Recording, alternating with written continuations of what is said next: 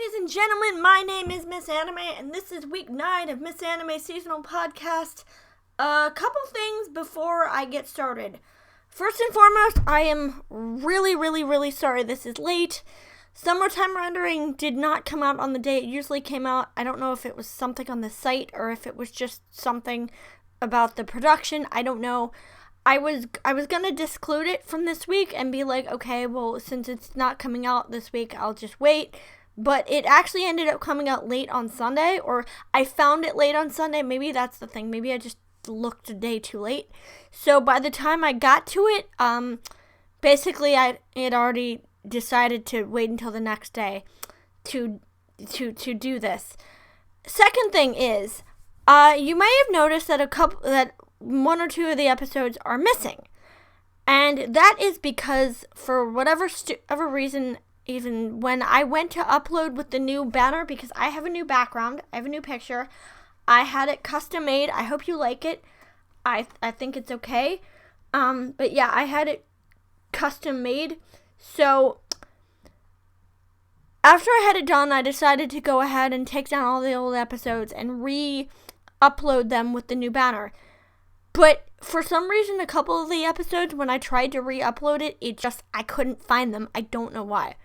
So I couldn't re-upload them, and I'm sorry about that. So to make up for it, what I'm going to do is I'm going to just rehash the series so far that we've gotten thus far. So that if you guys have missed an episode or two, you probably haven't. But if you guys have missed something, then I'll just go over it as I go.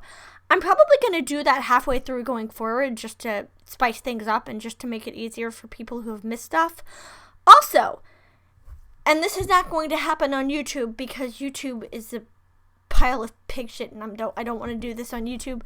But I recently opened an Odyssey account, and when I upload these to Odyssey starting next season, what I'm going to do is I'm going to add a song of the month at the beginning of the podcast.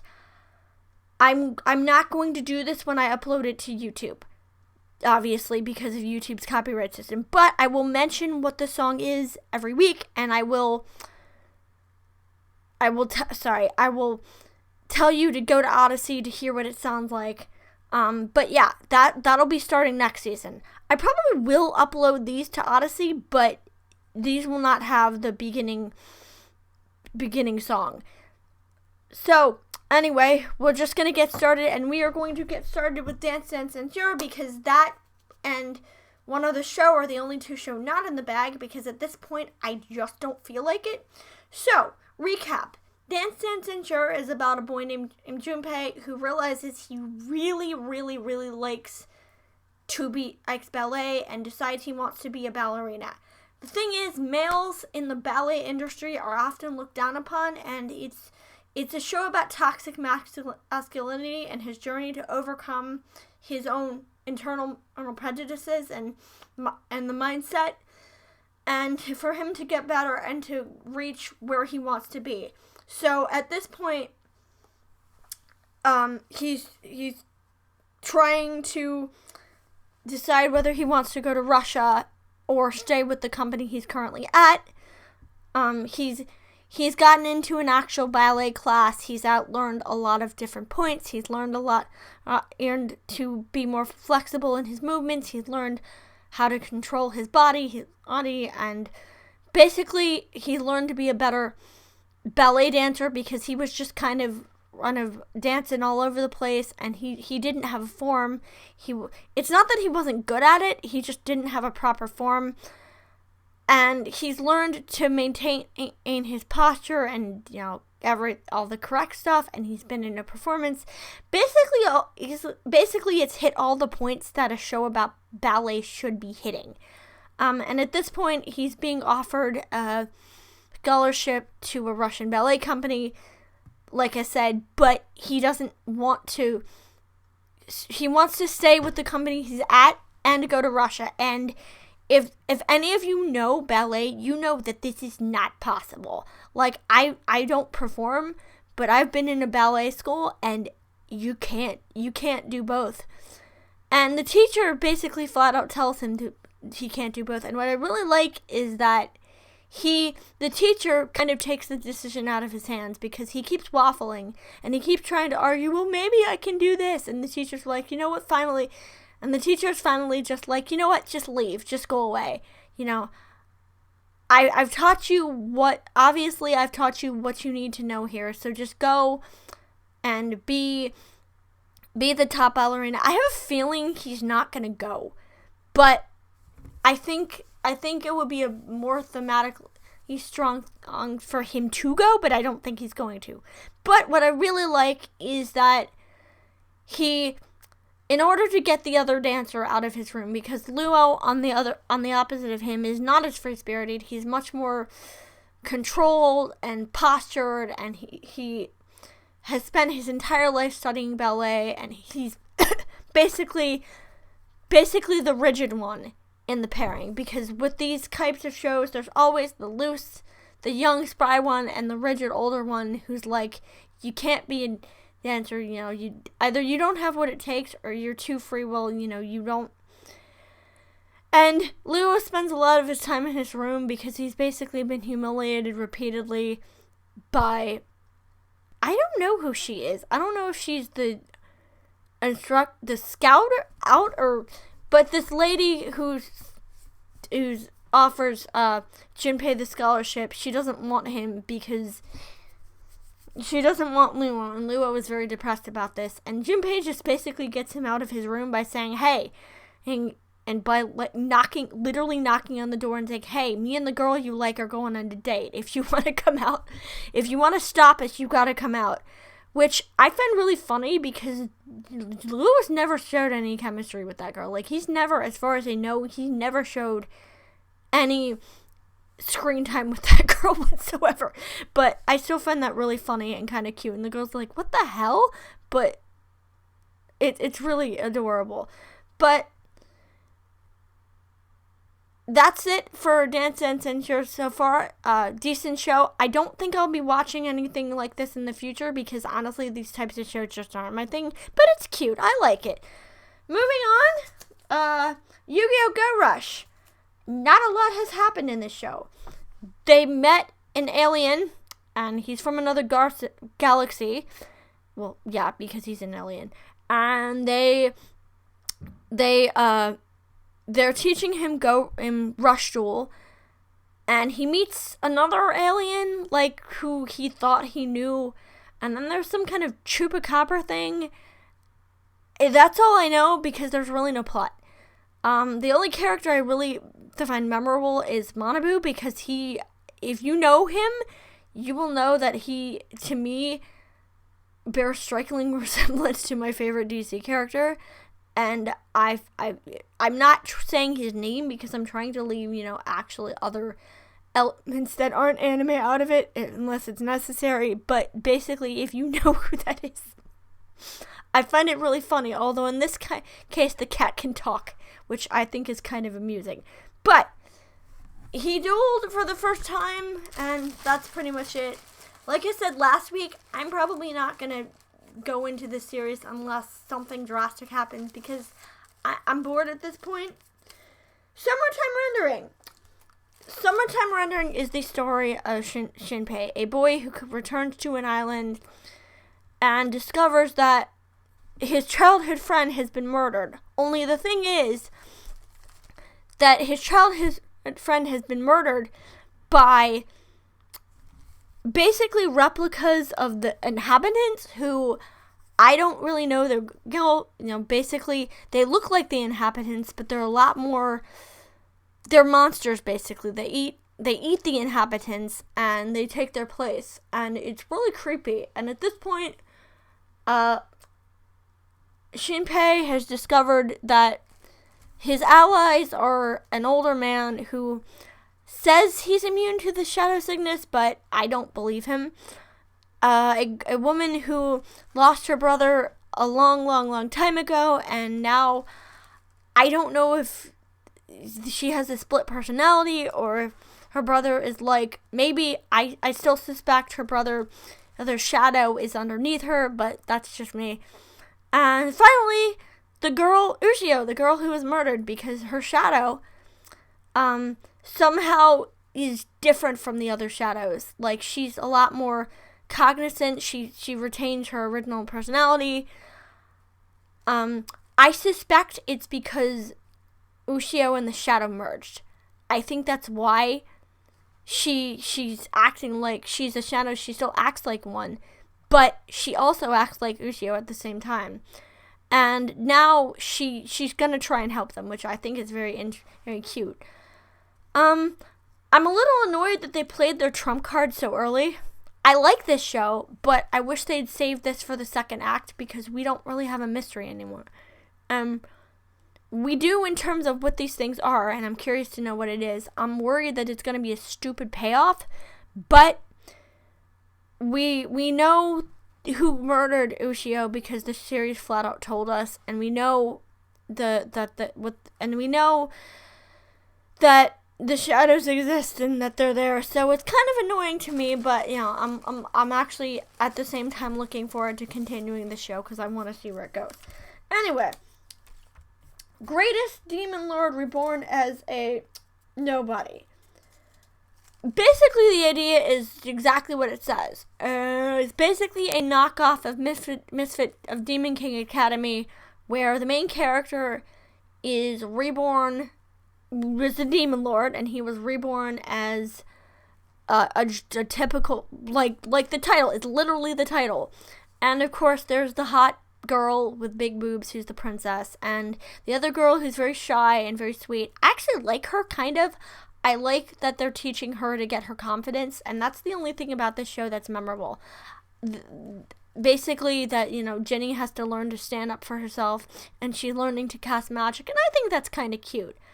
Other than that, the only thing that's memorable is the villain, and basically they've gone back in time at this point. I don't know why they've gone back in time. I'm not really sure, but they've gone back in time and they're doing something here. I'm actually not entirely sure what. Like, I guess they're gonna try and find something. It was a while ago, and basically there's not a lot going on in this show. So I'm just going to move on and hope that next week kind of, answers. I did like watching the demon guy get blown apart, though. So, Date Alive. If you guys don't know, Date Alive is the story of a boy named Itsuka who discovers that spirits in the shape of hot girls, well, not always hot, but in the shape of young girls, are living among the earthen population. And his sister is in charge of a group called Ratatoskr, whose job is to steal these spirits. And in order to do this, she recruits her brother. And what he does is basically just take these girls on dates and then makes them fall in love with him and then kisses them. And I don't remember the plot of the first couple seasons because that's basically the entire idea. It's a cute show. I like it.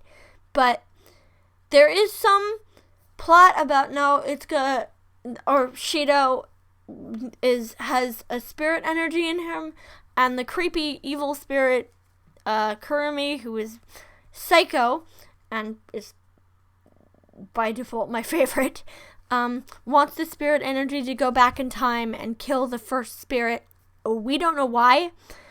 A group, I don't remember their name, they also want him probably to do bad things.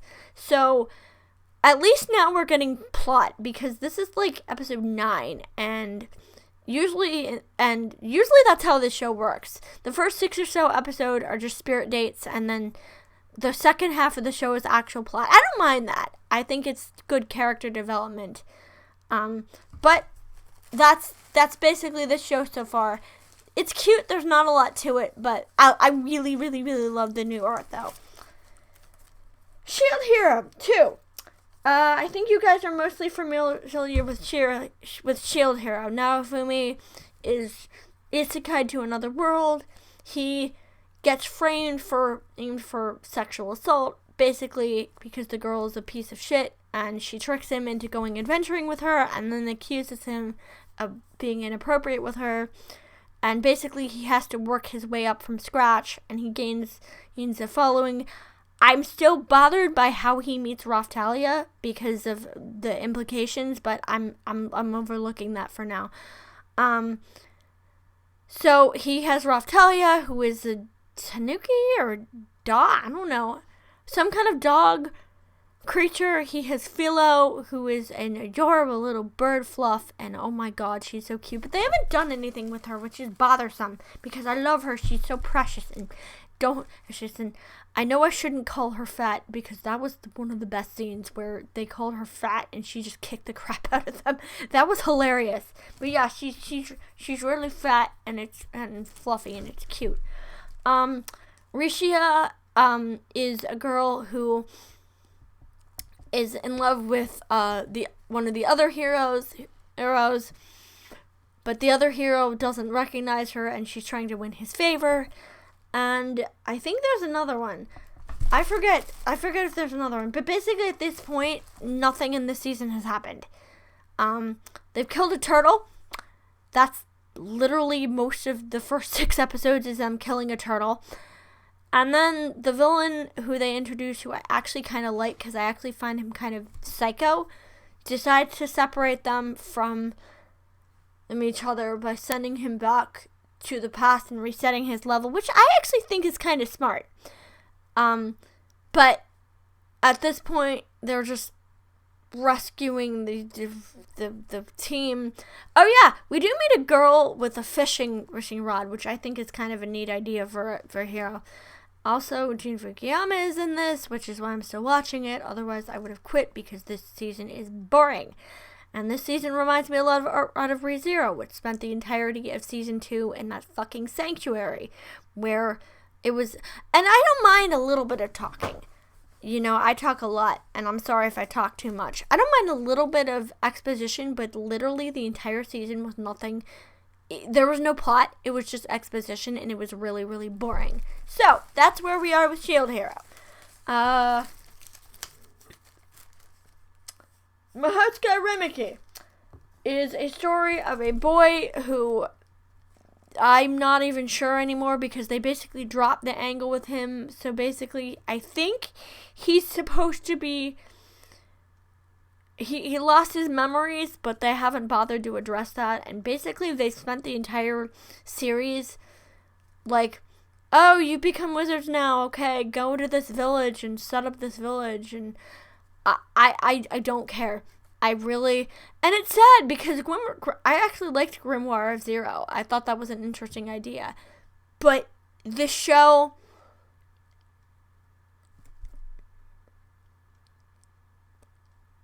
It's just dull. Basically, it's just dull. It did introduce Flipside Phase 3, though. I was listening and I was like, is that a second singer? Yeah, there are 2 singers this season, this phase, which I think is kind of neat. I'm surprised they haven't done a whole group yet, but, you know. Moving on to the next thing, and the next thing is Spy Family. So, I'm pretty sure most of you are familiar with Spy Family, because Spy Family is one of the best shows this season. Spy Family is the show of Lloyd Forger, a spy who, in order to achieve his mission, has to fake a marriage with what turned out to be an assassin and form a family with a little girl. Oh my god, Anya is so cute.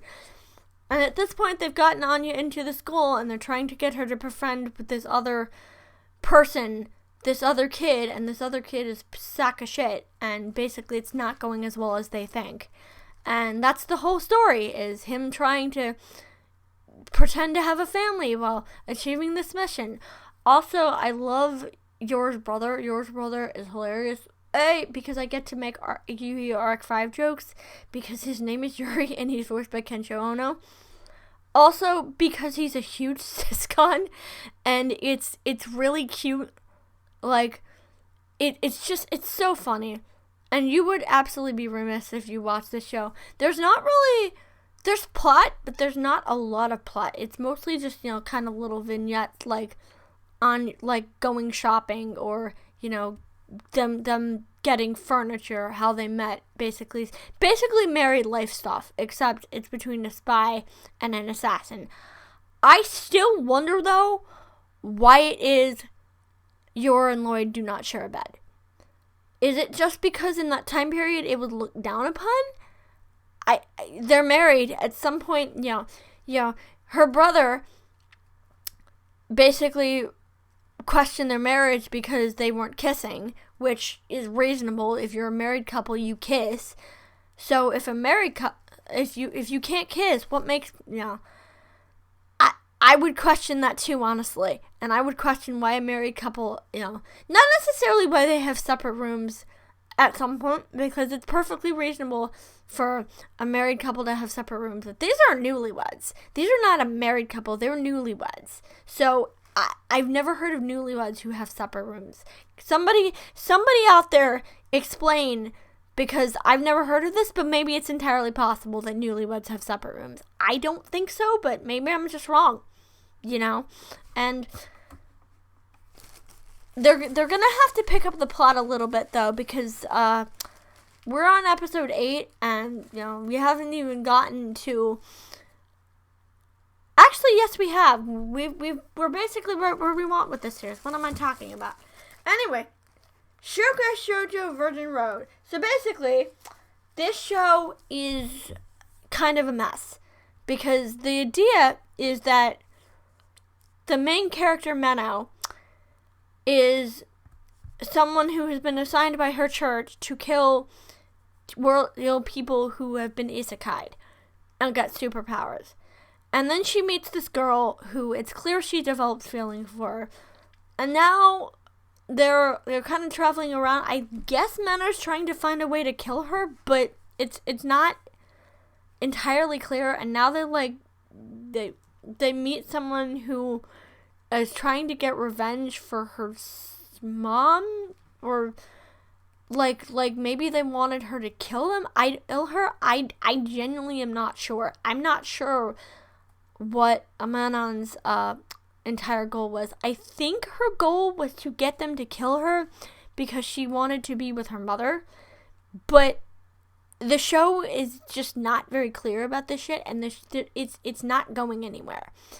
So it's getting to the point where I basically flipped through the episode because it's getting really boring, and just I wish the show would actually develop and get to the point, because we're on episode 8, and I don't know what the point is at this point. So, moving on. Build Divide Code White. So, if you guys remember Build Divide Code Black, the gist is that the main character, Teruto, they live in a city where this card game, which honestly was just not very interesting, but that's another story, is played, and if you lose, and if you beat enough people, you get to go and challenge the king, which kind of sounds like the plot of a video game, but we'll get to that in a minute. You get to challenge the king, and if you win the king, I don't think they've made it clear what happens, but nobody's ever won against the king. And if you lose, you forfeit your right to challenge the king. King ends up being his younger sister, who, for whatever reason, was being held in the tower, and was psycho, basically, because the tower was making her loopy. I like that concept. I think it's very interesting, but I don't know. The tower was making her loopy, and so at the end of the season, she challenges the other girl traveling with them, Sakura, and basically, I forgot whether they said Sakura was a card or just a clone of Kika, but for whatever reason, Sakura is basically absorbed into the tower and just disappears. Kika manages to break free, but the tower takes her brother. And at this point, the thing I hate about this season is we introduce a bunch of characters who mean absolutely nothing. I don't know their names. I don't know their names. I don't know their relevance. Hang on. I don't know their relevance. They don't really serve a purpose. And it would have been just nicer. Like, I did kind of wish for more characters last season, but it would have been nicer if they just stuck with the characters we had. Basically, they're making their way to the tower, and they keep encountering characters under the control of the tower, which I think is really, really neat. And now they've gotten to the tower, and I really like the idea that Kika and, oh god, what was his name? Oh, the redheaded one. I don't remember his name. I'm sorry. He's just not entirely relevant, but I like the idea that they have to overcome their own inner difficulties. Like, Kika for this whole season has been really, really reticent about the fact that, you know, she did a lot of really bad shit, and she feels really guilty, and she feels like, you know, and she's learning to stand up for herself, and she's learning, you know, I'm not going to run away from this. I'm not going to do bad shit anymore. And she basically tells the psycho part of her, you're not me as a person anymore. I like that. I think that's really nice development. And Hiyoko, I thought her name was Hiyori, but no, her name is actually Hiyoko. Hiyoko gets to the tower and basically, you know, runs into Naruto, who's just, oh my god, that was so creepy. And he basically tells her, and he basically wants to steal her power, which I have a feeling isn't entirely him, it's partly the tower. But next episode looks like they're gonna fight each other again. And he has her, I think it's her main monster, the one she fights with, or maybe it's Sakura's, it's somebody's, because of her reaction, but that's going to be next episode, and that will be episode 10, we're 3 episodes from the end. And finally, last but not least, a show that I also have not put back into the bag, because I'm lazy, and I was going to put it at the beginning, but I had to re-record this, and I didn't feel like it, is Tomodachi Game. Basically, Yuichi ends up in a game. It's not really a death game per se, because most of these shows are death games, but no, this is not a death game. What this is you play games to collect debt. You play games to collect money. And whoever ends up with the least amount of debt clears the game. But usually the catch is that the loser ends up with everybody else's debt. And the first game, it was some Japanese... It was a Japanese game, which I didn't recognize, but in this one, it's basic. The second game was basically, you know, find the dirtiest piece of evidence against somebody, and it doesn't matter whether it's true or fake, and let the who's ever watching judge and determine who has the filthiest piece of evidence. And Yuichi is psycho, basically, and he is not a good person, and that's what I love about him, is that I'm really tired of, and that's what turned me off of My Hero, is characters like Deku. He's cute, but I like brazen characters, brazen who will say fuck it and just do whatever it takes to win. And literally in this new episode, Yuichi pushes a girl off a cliff. Like, he literally, not figuratively, he literally pushes, because the administrators send this girl in to observe the game, and basically the game is hide and seek. The game, you know, they're supposed to find each other, but Yuichi, in order to, first of all, he switches teams because that's the only way he's going to break them apart from the inside, and he leaves his poor teammate, who, I feel bad for Tenji in this game, because he's really trying, because if you guys remember, he's the one who actually, you know, stole the money, and he wasn't exactly a good person in the first game. But, in the first and second game. But, he's trying to rectify that, and he spent the whole episode just tortured, starving, and it's horrifying to watch. But I think that's kind of the purpose. I think that's, you know, that's the only way that Yuichi can get in with them is to make them think that he's abandoned his teammate. And oh my god, that poor human being. But in order to break up the team from the inside, Yuichi decides to use leverage to make cracks in the foundation. And I know it sounds kind of mean, but when you put one hot girl in the room with a bunch of guys, whether you think it's misogynistic or not, there will be fistfights. There will be brawls at some point. And I think that's his reasoning is pretty girl plus a bunch of macho masculine men equals fights to the death, basically. And I'm interested to know how he plans to solve this, though. Like, I'm interested to know how he plans to clear this, because if he's switching teams, the rules said that if he's switching teams, then he's not going to win. So maybe he never actually said I don't know. And I'm curious to know how they're going to get out of this. Anyway, that is it for this week. I am Miss Anime. That was Miss Anime Seasonal Podcast. I will see you again next, and hopefully this coming Saturday. If you guys like this episode, then you can check out my Patreon where I post the same episodes. You can check out my other podcast, that's the Media Pit, where I take a piece of media and just roast it to pieces.